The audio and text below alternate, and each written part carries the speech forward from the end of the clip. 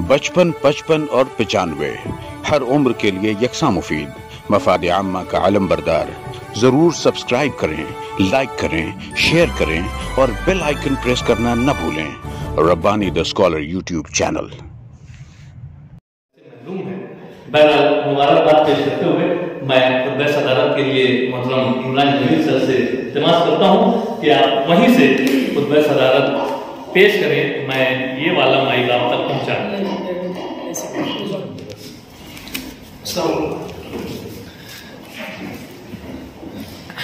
आज की नशिस्त तो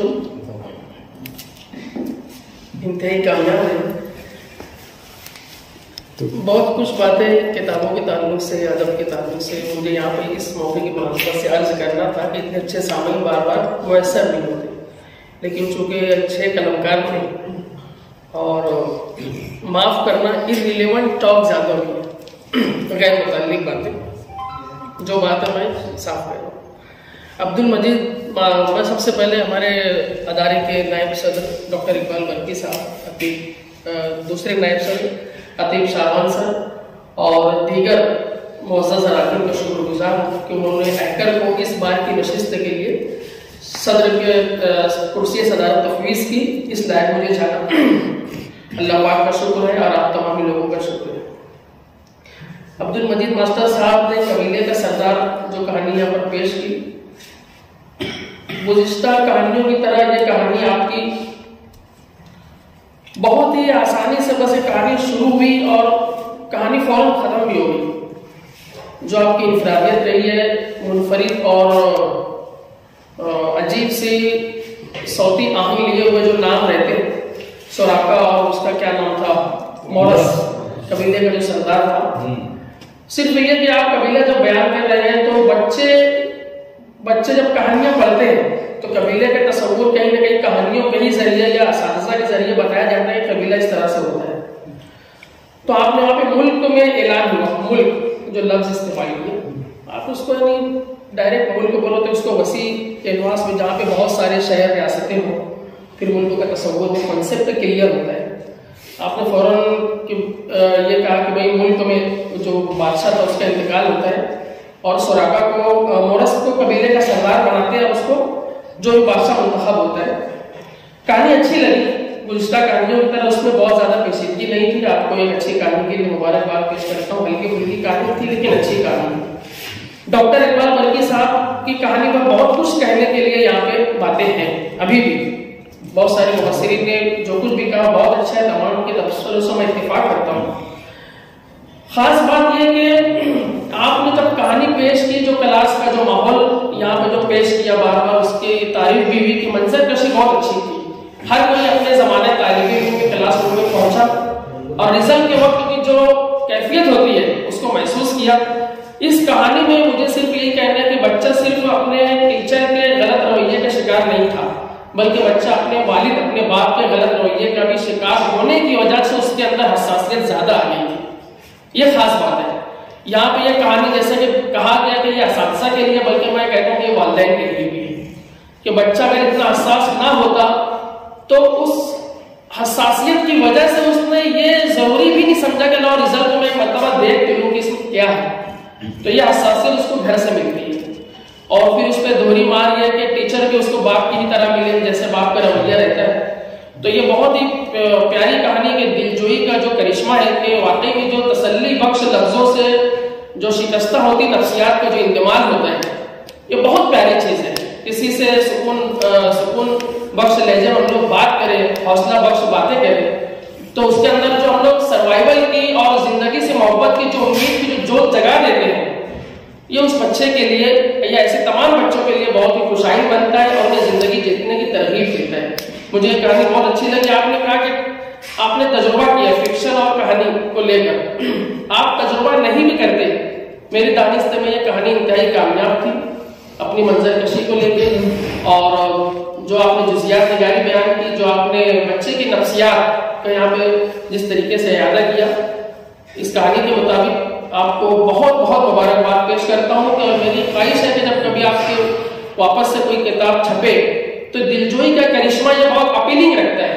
आप किताब का उन्वान भी ये दे सकते हैं, उसमें दीगर कहानियों के साथ ये कहानी भी आ सकती है। बहुत प्यारी कहानी। उस्ताद मोहतरम डॉक्टर इकबाल वर्की साहब को खुसूसी तौर पर इसके लिए मुबारकबाद पेश करता हूँ। ठीक शाबान सर ने जी.ए. कुलकर्णी गायकवाड़ साहब का जो तर्जुमा सुनाया, मराठी लिटरेचर बहुत जबरदस्त, बहुत रिच लिटरेचर है।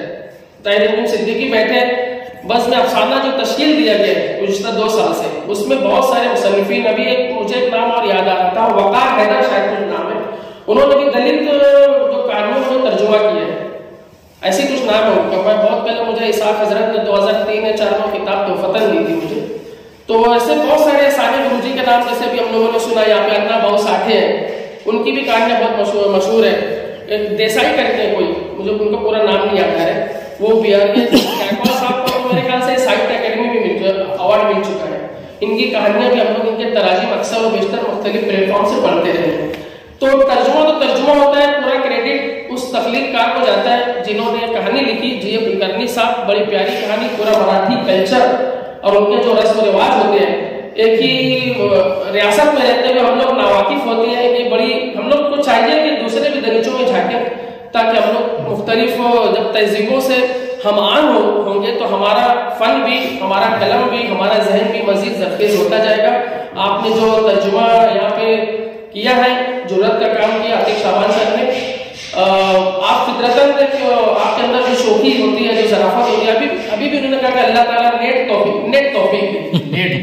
तौफीक दे। ये बैठे बैठे ये आपकी खूबी है। ये 8वीं क्लास में मुझे पढ़ाए, मुझे ये शरफ हासिल हुआ कि मैं अपने असातिज़ा के बीच में चंद लफ्ज़ कह पा रहा हूँ। ये इन्हीं असातिज़ा की मामूली मिन्नत है। बहरकैफ आपने जो यहाँ पे तर्जुमा पेश किया, मिज़ान-ए-निगारी में भी आप अच्छा खासा दर्द रखते हैं और मुख्तलिफ मौके से आपको यहाँ पे इंशाअल्लाह सुनाते रहेंगे। मैं आपको एक अच्छे तर्जुमे के लिए मुबारकबाद पेश करता हूँ। इसके बाद आरिफ हुसैन सर, बहुत खुशी हुई।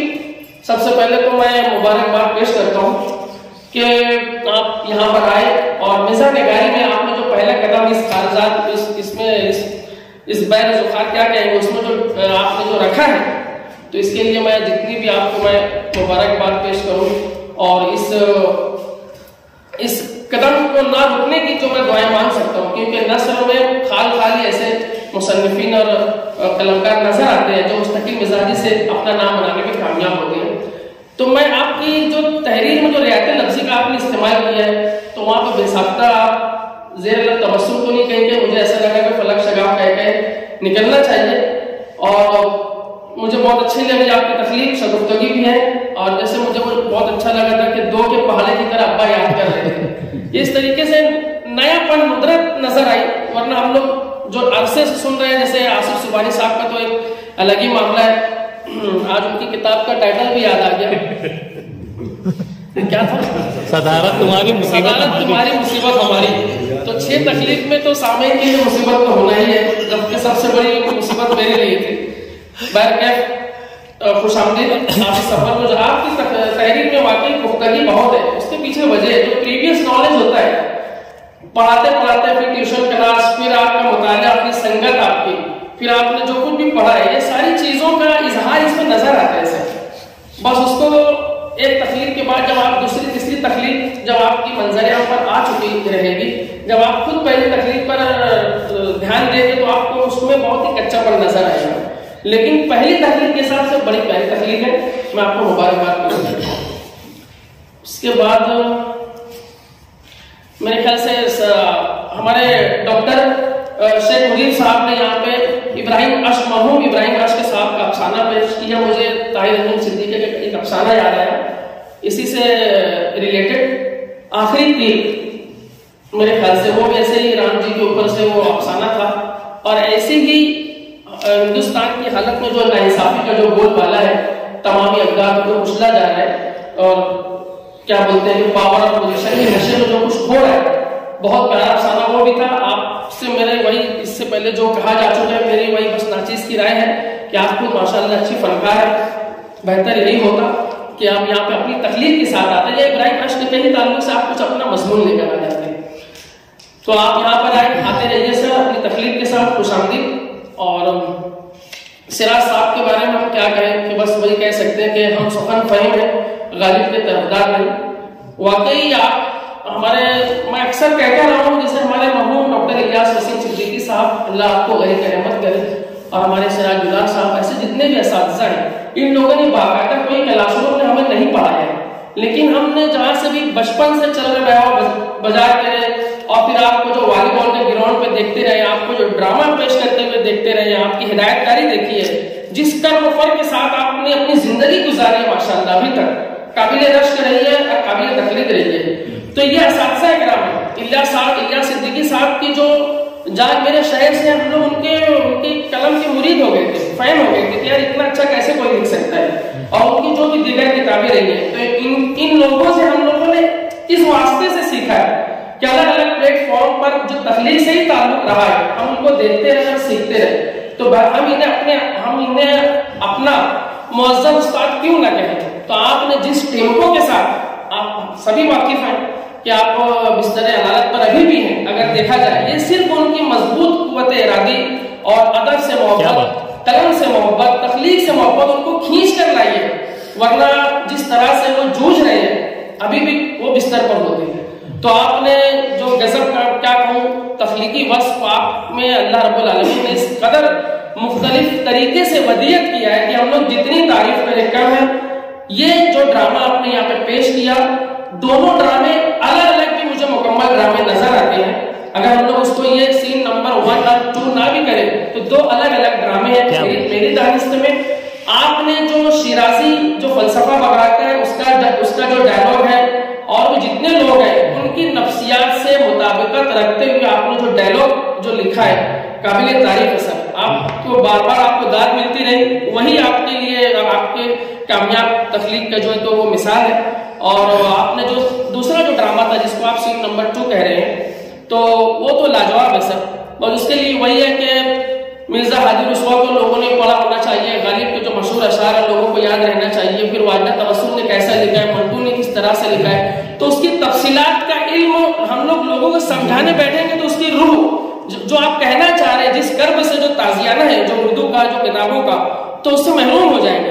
तो इसलिए वो ज्यादातर इस इंटेलेक्चुअल तबके को जो अपील कर रहा है आपका ड्रामा, और बहुत प्यारा ड्रामा, मैं उसके ड्रामा ऐसे सामने रहे।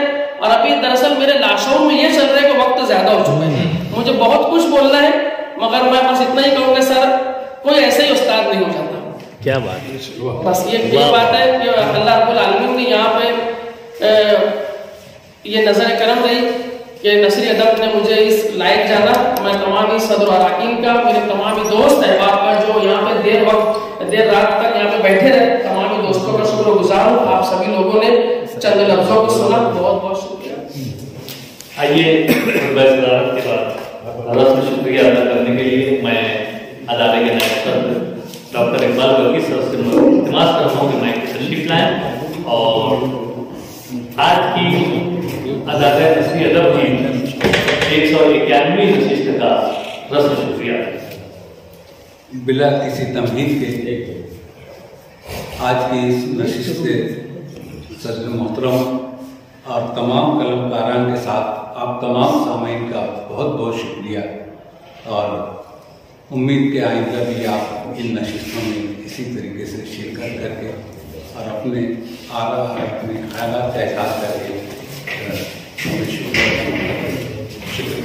बचपन 55 और 95 हर उम्र के लिए यकसा मुफीद, मफाद आम्मा का आलम बरदार। जरूर सब्सक्राइब करें, लाइक करें, शेयर करें और बेल आइकन प्रेस करना न भूलें।